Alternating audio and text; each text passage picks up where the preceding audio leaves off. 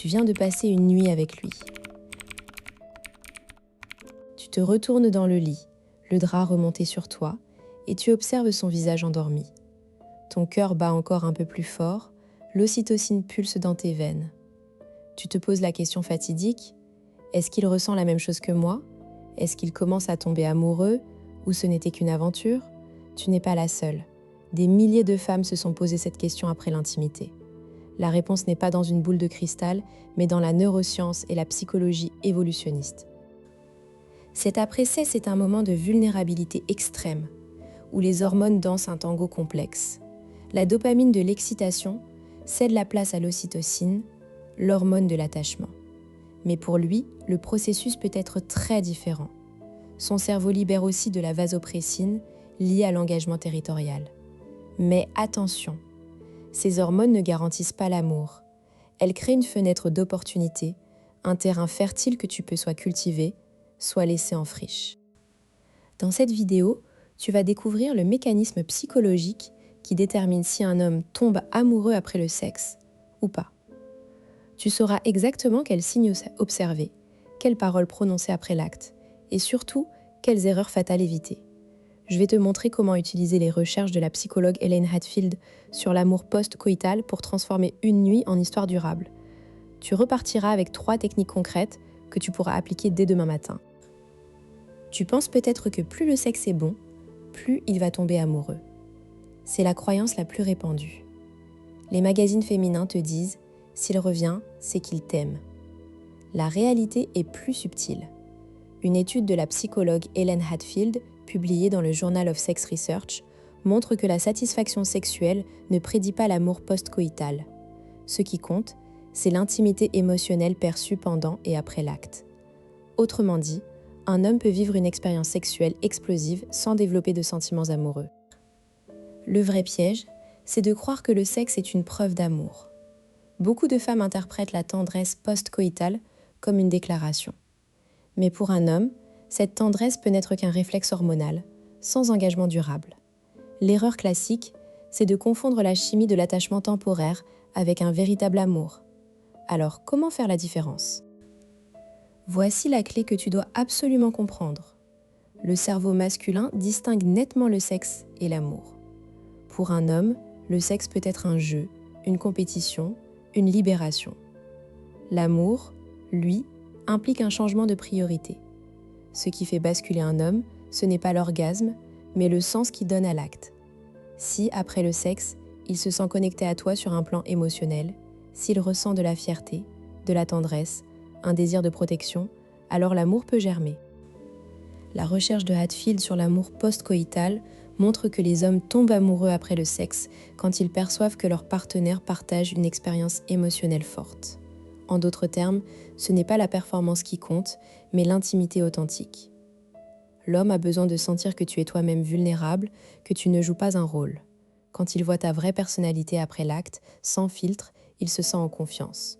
Et la confiance est le terreau de l'amour. Prenons l'exemple de Sophie, 32 ans, architecte à Lyon. Elle rencontre Marc, 35 ans, graphiste, lors d'un vernissage. Le courant passe immédiatement.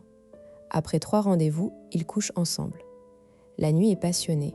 Sophie se réveille heureuse, convaincue que c'est le début de quelque chose de sérieux. Mais Marc devient distant les jours suivants. Il répond par message espacé, évite de proposer un nouveau rendez-vous. Sophie est perdue. Pourtant, tout était parfait cette nuit-là. Le problème de Sophie, c'est qu'elle a interprété les signaux post-coïtaux de Marc comme une preuve d'amour.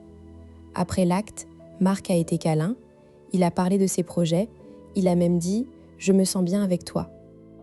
Ce sont des signes de satisfaction, pas d'amour. Pour un homme, ces paroles sont souvent une courtoisie, une manière de clôturer un bon moment.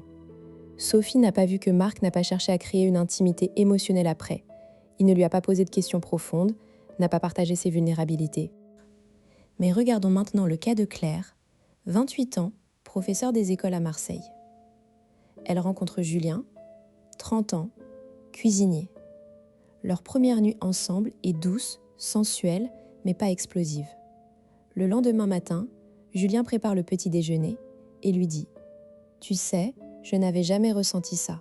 J'ai l'impression de pouvoir tout te dire. » il lui parle de son enfance, de ses peurs. Claire l'écoute, elle partage aussi. 6 mois plus tard, ils sont en couple. La différence ? Julien a ressenti une connexion émotionnelle profonde, bien au-delà du physique. Pour lui, cette nuit a été un moment de confiance et de transparence. C'est ce qui déclenche l'amour post-coïtal chez un homme, l'intimité émotionnelle, pas l'intensité sexuelle. Alors, comment savoir si un homme commence à tomber amoureux après le sexe ? Observe 2 choses. Sa communication post-coïtale et ses actions dans les jours qui suivent.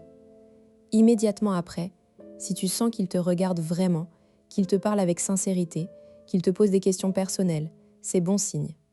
Dans les 72 heures, s'il prend des nouvelles sans que tu relances, s'il propose de te revoir rapidement, s'il se souvient de détails que tu as dit, l'amour est en train d'émerger. En revanche, s'il devient froid, s'il s'habille vite, s'il part sans un vrai au revoir, s'il ne donne pas signe de vie pendant quelques jours, c'est un signal d'alarme. Il a peut-être eu un bon moment, mais son cœur n'est pas engagé. Pourquoi est-ce si important de distinguer les signes ? Parce que si tu te méprends, tu risques de t'investir émotionnellement trop vite, de faire des erreurs de comportement qui peuvent tout gâcher. Par exemple, si tu le relances trop, tu parais needy et tu casses le potentiel de connexion.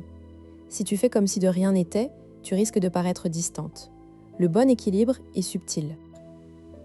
Voici maintenant 3 techniques concrètes pour maximiser les chances qu'il tombe amoureux après le sexe. Si tu le souhaites, bien sûr. Technique 1, le partage vulnérable post-coïtal. Juste après l'acte, ne te précipite pas pour parler de choses légères. Reste dans l'intimité du moment. Dis-lui quelque chose comme « J'ai adoré ce moment, je me sens si proche de toi. C'est rare pour moi de me sentir aussi en confiance. » Puis fais une pause, laisse-le réagir. Ensuite, partage une émotion vraie. Parfois, j'ai peur de ne pas être assez bien, mais avec toi, je me sens acceptée. Ce type de vulnérabilité crée un lien puissant. Il se sentira spécial et important pour toi. Technique 2. Le jeu du « et toi ?» Après le sexe, quand il fait une remarque, un compliment ou partage quelque chose, réponds systématiquement par une question ouverte qui creuse. Par exemple, s'il dit « je suis bien », ne réponds pas « moi aussi ». Demande plutôt « qu'est-ce qui te fait te sentir bien là, précisément ?» Ou s'il dit « tu es belle », demande « qu'est-ce qui te plaît chez moi en ce moment ?»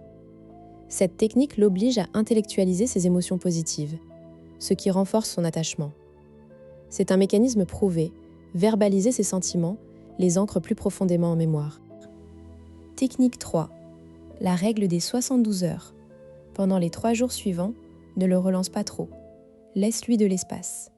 Mais quand il te contacte, sois chaleureuse et positive.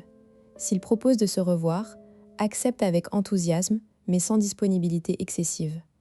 Par exemple, s'il dit « je suis dispo jeudi », ne réponds pas « je suis libre aussi ».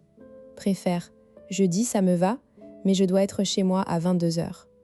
Ça montre que tu as une vie, que tu n'es pas en attente. Ça augmente sa valeur perçue de toi et active son instinct de poursuite. Je t'entends déjà, mais s'il est timide, il n'osera pas me recontacter. Si un homme est intéressé, il trouvera le courage. Les hommes qui fuient après le sexe ne fuient pas par timidité, mais parce qu'ils ne veulent pas d'attachement. Laisser un peu d'espace permet de voir s'il revient de lui-même. S'il ne le fait pas, il n'était pas prêt pour l'amour et tu as économisé ton énergie. Autre objection, et si je ne veux pas coucher vite ? Alors ne couche pas. L'intimité sexuelle peut attendre. Mais si tu as choisi de coucher, assume et utilise ces techniques pour naviguer la période post-coïtale. Tu n'es pas une marionnette de ces hormones, tu es une stratège de ton cœur. Enfin, souviens-toi, l'amour ne se décrète pas. Tu peux créer des conditions favorables, mais tu ne contrôles pas l'autre. L'objectif n'est pas de le piéger, mais de révéler son potentiel d'attachement. Si après tout ça, il reste distant, alors il n'est pas pour toi. Passe à autre chose, la tête haute. Alors la prochaine fois que tu te réveilleras à côté de lui, ne laisse pas l'incertitude te hanter. Observe, agis avec conscience et sache que tu as le pouvoir de transformer une nuit en une histoire, si c'est le bon. Abonne-toi pour ne rien manquer des prochains décryptages.